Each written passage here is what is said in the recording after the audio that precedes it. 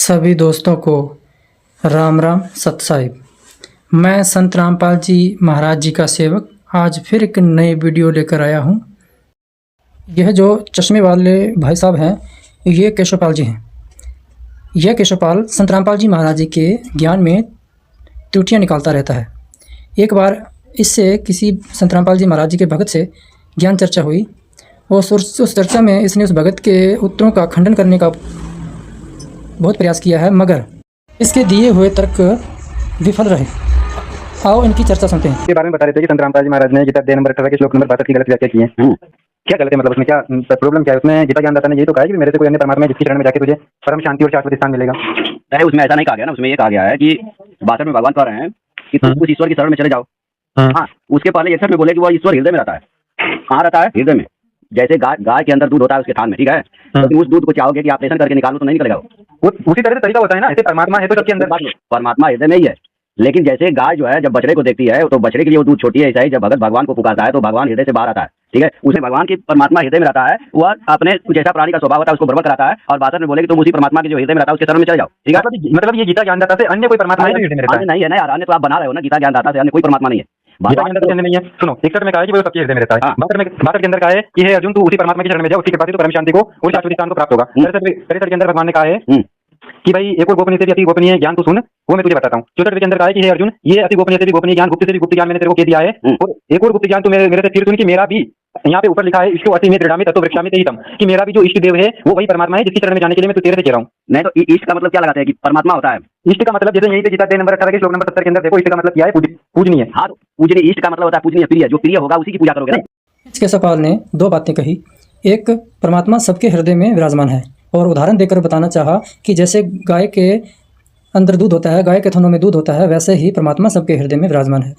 दूसरा, इसने कहा कि जो प्रिय होता है वही इष्ट होता है, जो कि अर्जुन के लिए प्रयोग किया गया। अब इसने दो तरह की जो प्रतिक्रिया दी है हम उस पर विस्तार रूप से चर्चा करेंगे।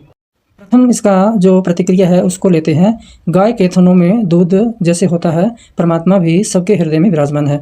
यहाँ पर एक बात विचारनीय है, यदि परमात्मा सबके हृदय में विराजमान है, यानी कि कोई भी ऐसी जगह नहीं है, कोई भी ऐसा घट नहीं है जहाँ पर परमात्मा विराजमान ना हो, तो यदि ये बात सत्य है, परमात्मा सबके हृदय में विराजमान है, तो गाय के उदाहरण से ये भी तर्क इसका सार्थक नहीं। जैसे गाय वही दूध दे सकती है जो जिसका बछड़ा हो, यानी कि जो गर्भधारण जिसने किया हो और बछड़े को जन्म दिया हो, उसके बाद वह गाय दूध देती है। और कुछ ऐसी गाय होती है जो बिना बछड़े की होती है, उसके अंदर दूध नहीं होता। तो इसका ये भी तर्क सही सिद्ध नहीं होता कि यदि सभी गाय, जितनी भी संसार में गाय हैं, चाहे बछड़े की है चाहे बिना बछड़े की है, यदि वो सब की सब उस गायों के अंदर दूध है तो मान लेंगे, तब माना जाएगा कि परमात्मा सबके अंदर विराजमान है। और इसने फिर ये स्पष्टीकरण दिया, जैसे गाय के पास बछड़ा आता है और वो गाय दूध देती है, तो इसी तरह भक्त जब हृदय से परमात्मा को पुकारता है तो वह हृदय से बाहर निकलकर भगत को दर्शन देता है। तो या तो फिर सभी जितनी भी गाय हैं जो गर्भधारण कर जिसने किया हो, या बछड़े को जन्म दिया हो, या जिसने बछड़े को जन्म नहीं दिया, सभी गायों के अंदर दूध होना चाहिए। तो अब आप ही समझ सकते हैं कि ये अर्थ कितना इसका सही बनता है। इसने जो कहा कि जो प्रिय होता है वही इष्ट होता है। गीता अध्याय 18 के श्लोक 64 में जो इष्ट शब्द प्रयोग किया गया है उसका अर्थ प्रिय किया गया है। यदि इसी का अर्थ मान लें कि गीता ज्ञानदाता अर्जुन को इष्ट बता रहा है, यानी कि प्रिय बता रहा है, तो यहाँ पर तो यह सिद्ध होता है कि प्रिय शब्द पूजने के लिए प्रयोग होता है। तो अब सवाल ये बनता है कि क्या गीता ज्ञानदाता का जो पूजनीय है वो अर्जुन है? तो अर्जुन कैसे हो सकता है? तो इसका ये जो स्पष्टीकरण है ये भी निरर्थक ही है। तो यदि अब हम बात करें कि जो इष्ट शब्द है, प्रिय शब्द के लिए कहा गया है, यदि अर्जुन को प्रिय बोला है गीता ज्ञानदाता ने अध्याय 18 के 64 में, तो वही प्रिय शब्द अन्य जगहों पर भी इष्ट के मूल संस्कृत में इष्ट ही होना चाहिए। हालांकि यह सिर्फ एक ही श्लोक है जहाँ पर इष्ट का अर्थ प्रिय लिया गया है, और अन्य श्लोकों की बात करें तो प्रिय जब यहाँ अर्थ प्रयोग करना जरूरी था वहाँ पर मूल संस्कृत में भी प्रिय ही है। तो यहाँ इष्ट बोलने की गीता ज्ञानदाता को क्या जरूरत पड़ी? यहाँ पर भी प्रिय ही बोल देता। आओ हम वो श्लोक देखते हैं। यह है श्रीमद् भगवत गीता, गीता प्रेस गोरखपुर से प्रकाशित। इसके अध्याय 18 के 64 को देख लेते हैं। पहले ये देखिए, इस श्लोक में लिखा है, हम अर्थ पढ़ते हैं, इसका मूल संस्कृत का अनुवाद पढ़ते हैं। संपूर्ण गोपनीयों से अति गोपनीय मेरे परम रहस्य युक्त वचन को तू फिर भी सुन, तू मेरा अतिशय प्रिय है। यानी कि यहाँ पर इष्ट का अर्थ प्रिय किया है। गीता ज्ञानदाता कह रहा है कि तू मेरा प्रिय है।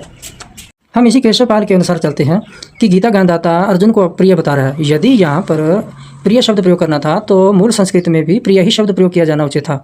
इस एक श्लोक में इष्ट क्यों प्रयोग किया? इसका अर्थ तो विपरीत बनता है, मगर ये जो अर्थ सामने है ये लिया जाए तो हम अन्य श्लोकों में प्रिय शब्द देखते हैं, जो कई जगह पर प्रिय शब्द का जो मूल संस्कृत में है क्या प्रयोग किया गया है आओ देखते हैं। यह गीताध्याय 12 का श्लोक 14 और 15 है। इस श्लोक के मूल में भी प्रिय है और अनुवाद में भी प्रिय है। 15 श्लोक में भी देखिए अनुवाद भी प्रिय है और मूल संस्कृत भी प्रिय है। यह है 16 श्लोक, इसमें मूल भी प्रिय है, अनुवाद भी प्रिय है। और फिर नीचे यही 12 अध्याय के 17वां श्लोक है, इसमें भी नीचे देखिए मूल संस्कृत में भी प्रिय शब्द है और अनुवाद भी प्रिय शब्द है, और अनेक जगहों भी ऐसे है। दोस्तों, इन कुछ श्लोकों के आधार पर प्रिय का अर्थ प्रिय होता है। अध्याय 18 के 64 में इष्ट का अर्थ प्रिय करना सही नहीं है। इसका सीधा सा अर्थ है इष्ट का अर्थ पूजनीय है, जो कि अपने परमात्मा के लिए गीता ज्ञानदाता ने किया है, न कि अर्जुन के लिए। ऐसा ही परमात्मा है, हृदय में तो है, सबके हृदय में। कबीर साहब ने कहा था, हर घर बैठा साइयां सुनी सही न कोई, बलियारी वाह घर की चीज घट प्रगट हुई। हर जगह तो है परमात्मा, हर हृदय में है, हर जगह है, लेकिन जहाँ वो प्रकट हो जाता है उसको कबीर साहब कह रहे हैं कि उस घट का बलियारी मतलब उस घट का बड़ा बड़ा बंधन है। तो परमात्मा हमारे शरीर में दूध की तरह से, जैसे गाय में दूध है वैसे ही। इसने गाय का दूध का उदाहरण देकर जो स्पष्टीकरण दिया है वह पहले ही निरर्थक हो चुका है।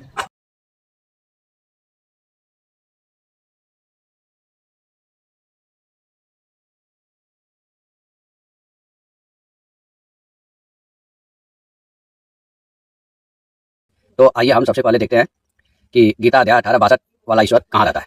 ठीक है, 13 है, श्लोक संख्या 15 इसमें पढ़ते हैं। कह रहे भगवान कि वे परमात्मा संपूर्ण प्राणियों के बाहर भीतर परिपूर्ण है। ठीक है, रामपाल का चेला क्या बोल रहा था कि परमात्मा तो रहता है सतलोक में, लेकिन उसका प्रतिबिंब हमारे हृदय में पड़ता है। लेकिन यहाँ बताया गया है कि वे परमात्मा संपूर्ण प्राणियों के बाहर भीतर परिपूर्ण है, यानी भीतर भी है और बाहर भी है, और चर अचर प्राणियों के रूप में भी वही है। ठीक है, यानी जो हमारे सामने प्राणी दिखाई दे रहे हैं, जैसे हम, पेड़ पौधा है, जीव जंतु, या रामपाल का दास जो दिखाई दे रहा है स्वयं रामपाल है, उसके बारे में बोल रहे हैं कि जो चलने वाला है वो भी, या जो नहीं चलने वाला है वो भी कौन है? परमात्मा ही है। एवं दूर से भी दूर तथा नजदीक से भी नजदीक भी वही है, और वे अत्यंत सूक्ष्म होने से जानने में नहीं आते, यानी वे इतने सूक्ष्म है कि जानने में भी नहीं आते हैं। वे दूर से भी दूर है और नजदीक से भी नजदीक है, और संपूर्ण प्राणियों के बाहर भीतर भी वही है, और संपूर्ण प्राणियों के रूप में भी वही है। ठीक है, यानी यहाँ पे कहा गया है कि ये परमात्मा के सिवा इस संसार में कुछ भी नहीं है। अब आगे कह रहे हैं, अब जो यह इसने श्लोक दिखाया इसका अर्थ यही बनता है कि परमात्मा बाहर भी है और भीतर भी है। जैसे परमात्मा एक सूर्य की तरह ही उदाहरण के तौर पे समझेंगे। जैसे सूर्य दिन के समय में जब आसमान में होता है तो दूसरी तरफ कई पात्रों में, हजारों पात्रों में पानी भरा हुआ है, तो उस पात्रों में जब हम देखते हैं तो सूर्य का वैसे ही गोलाकार दिखाई देता है। तो वो सूर्य नहीं होता, वो एक सूर्य का प्रतिबिंब ही है। प्रतिबिंब होने के कारण वह सूर्य से अलग है। अब यदि पात्रों में जो प्रकाश सूर्य दिखाई दे रहा है वो यदि वास्तविक माने तो ये एक बच्चों वाली सोच है। वास्तविक सूर्य जो आसमान में है और सभी पात्रों में, बर्तनों में वह सूर्य का प्रतिबिंब दिखाई देता है। ऐसे ही परमात्मा को जानो। इसे एक और उदाहरण से समझते हैं। जैसे मैं कहीं सैकड़ों दर्पणों के बीच में खड़ा हूँ और सैकड़ों दर्पणों के अंदर भी मेरा वही प्रतिबिंब दिखाई दे रहा है। अब इससे तो स्पष्ट यही होता है कि उस दर्पणों में वास्तविक रूप में मैं नहीं हूँ, मेरा वो प्रतिबिंब है। अब मैं अलग हूँ और अकेला हूँ, तो मैं और दर्पणों में जो मेरी शक्ल है उसमें बहुत अंतर है। यही अंतर परमात्मा के लिए जानना चाहिए। परमात्मा अपने सतधाम में है, मगर यहाँ पर सभी घटों में उसका प्रतिबिंब विराजमान है। यह 13 का 16 है, इसमें कह रहे हैं कि वे परमात्मा स्वयं विभाग रहित होते हुए भी संपूर्ण प्राणियों में विभक्त की तरह स्थित है, और वे जानने योग्य परमात्मा इस संपूर्ण प्राणियों को उत्पन्न करने वाले तथा उनका भरण पोषण करने वाले और संहार करने वाले हैं। यानी जो परमात्मा वही संपूर्ण प्राणियों को उत्पन्न भी करते हैं, वही पालन करते हैं, वही संहार भी करते हैं। रामपाल क्या कहते हैं कि संहार करने वाला परमात्मा नहीं, परमात्मा तो केवल सुख ही सुख देता है, दुख नहीं देता। ठीक है, यहाँ पे गीता कह रही है कि जो परमात्मा है उनको विभाग तो नहीं किया जा सकता, फिर भी वो संपूर्ण प्राणियों में विभक्त की तरह से है। वे संपूर्ण प्राणियों को उत्पन्न करते हैं और उनका भरण पोषण भी वही करते हैं, संहार भी वही करते हैं। यही हमारे सनातन सदग्रंथों में यही बताया गया दोस्तों, कि उत्पन्न करने वाले ब्रह्मा है और पालन करने वाले विष्णु है, संहार करने वाले शिव है। यानी वही परमात्मा जो है ब्रह्मा के रूप में सबकी उत्पत्ति करते हैं, विष्णु के रूप में सबका पालन करते हैं, संहार शिव के रूप में सबका संहार करते हैं। ठीक है, वही परमात्मा जो परमात्मा संपूर्ण प्राणियों के बाहर भीतर और संपूर्ण प्राणियों के रूप में भी है, जो पीछे आपने पढ़ा। यह 13 का 17 इसमें कह रहे हैं कि वे परमात्मा संपूर्ण ज्योतियों के भी ज्योति और अज्ञान से अत्यंत परे कहे गए। वे ज्ञान स्वरूप, जानने योग्य, ज्ञान से प्राप्त करने योग्य और सबके हृदय में विराजमान है। यह काल ब्रह्म यहाँ के 21 ब्रह्मांडों का स्वामी होने के कारण भी 21 ब्रह्मांडों का मालिक है, यानी कि यह भी भगवान है। और पूर्ण परमात्मा और गीता ज्ञानदाता दोनों ही सभी के घटों में प्रतिबिंब रूप में विराजमान है। ये दोस्तों कि गीता ज्ञानदाता कहाँ रहते हैं? परमात्मा तो हृदय में है, क्लियर हो गया। अब गीता ज्ञानदाता कहाँ रहते हैं? अब हम ये जानेंगे कि गीता ज्ञानदाता भगवान श्री कृष्ण कहाँ रहते हैं। ठीक है, तो उनको जानने के लिए हम अध्याय 7 के 7 श्लोक को लेते हैं। इसमें भगवान कह रहे हैं कि हे धनंजय, मेरे सिवा इस जगत का दूसरा कोई भी किंचित मात्र भी कारण तथा कार्य नहीं है। जैसे सूत की मणियां सूत के धागे में पिरोई हुई होती है, ऐसे ही यह संपूर्ण जगत मेरे में ही ओतप्रोत है। ठीक है, यानी जैसे सूत की मणियां सूत के धागे में पिरोई होती है, उसी तरह से सारा जगत मेरे में ओतप्रोत है। मेरे सिवाय इस जगत का कोई भी किंचित कारण नहीं है। ठीक है, यानी इस जगत के निर्माण करने में या जो भी करने में केवल मैं ही हूँ, इसमें कोई दूसरा नहीं है। 7 का 9वां श्लोक है, इसमें भगवान कह रहे हैं कि पृथ्वी में पवित्र गंध मैं हूँ और अग्नि में तेज मैं हूँ तथा संपूर्ण प्राणियों में जीवन शक्ति मैं हूँ और तपस्वियों में तपस्या भी मैं हूँ। ठीक है, अभी भगवान ने क्या कहा कि हर प्राणियों में के हृदय में स्थित है परमात्मा, वही प्राणियों के रूप में भी है और प्राणियों के बाहर और भीतर भी वही है। यहाँ पे भगवान क्या करें, मैं हर संपूर्ण प्राणियों में जीवन शक्ति मैं हूँ। जब तक शरीर में आत्मा है तभी तक आदमी जो जीवित रह सकता है। अब ये 10वां में कह रहे हैं 7 का 10 है कि संपूर्ण प्राणियों का अनादि बीज भी मुझे ही जान, यानी अनादि बीज इस संसार का उत्पत्ति का मूल कारण कौन है, भगवान श्री कृष्ण ही है। फिर भगवान ने गीता अध्याय 10 है और इसके 20वां श्लोक में कहते हैं, हे नींद को जीतने वाले अर्जुन, संपूर्ण प्राणियों के आदि मध्य तथा अंत में मैं हूँ और संपूर्ण प्राणियों के अंतःकरण हृदय में स्थित आत्मा भी मैं हूँ। ठीक है, यानी भगवान स्वयं आत्मा भी है और स्वयं जीवन शक्ति भी है। ठीक है, संपूर्ण प्राणियों के हृदय में स्थित कौन है, भगवान है आत्मा के रूप में, और परमात्मा कहाँ है, हृदय में। फिर इसी 10 का 22 है, इसमें कह रहे हैं प्राणियों में चेतना भी मैं हूँ। ठीक है, जीवन शक्ति चेतना आत्मा भगवान ने बताया कि वो स्वयं मैं हूँ हर प्राणियों में, उसके बाहर भीतर भी मैं हूँ। यह गीता अध्याय 15 श्लोक 15 है, इसमें भगवान कह रहे हैं कि मैं ही संपूर्ण प्राणियों के हृदय में स्थित हूँ। ठीक है, ईश्वर कहाँ है, हृदय में। यहाँ भगवान स्वयं कहाँ बता रहे हैं कि मैं ही संपूर्ण प्राणियों के हृदय में स्थित हूँ। जब हृदय में स्थित है तो उनसे क्या होता है, बता रहे हैं कि मुझसे। इस केशवपाल का कहना यह है कि परमात्मा वास्तविकता में सबके हृदय में विराजमान है, मगर वह इसके विपरीत है। परमात्मा का प्रतिबिंब सबके हृदय में है, जैसे सूर्य का उदाहरण देकर पहले बता दिया गया है। अब यदि इस श्लोक के अनुसार जो ये दिखा रहा है, इसमें यदि वास्तविक माने तो हम एक अध्याय के श्लोक, गीता जी का एक श्लोक लेते हैं, वहाँ पर इसका जो स्पष्टीकरण है वह व्यर्थ हो जाता है। यह गीता अध्याय 9 का 4 श्लोक है। इसमें लिखा है, सब भूत मेरे अंतर्गत है। गीता ज्ञानदाता बोल रहा है, सब भूत मेरे अंतर्गत संकल्प के आधार स्थित है, किंतु वास्तव में मैं उनमें स्थित नहीं हूँ। वास्तविकता यही है कि गीता ज्ञानदाता सभी घट में विराजमान नहीं है, बल्कि उसका प्रतिबिंब सब घट में दिखाई देता है। जैसे सूर्य सब घट में दिखाई देता है, ऐसे ही परमात्मा का प्रतिबिंब सबके हृदय में दिखाई देता है।